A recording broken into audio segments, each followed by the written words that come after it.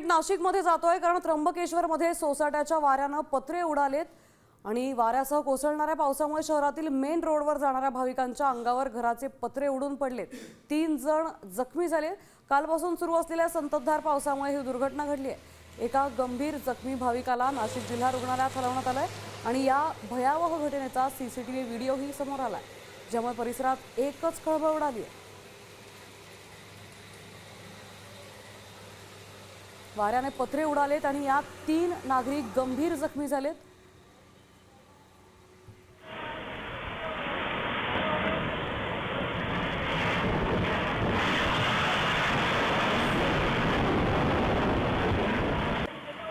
अत्यंत धक्कादायक हा प्रकार आहे।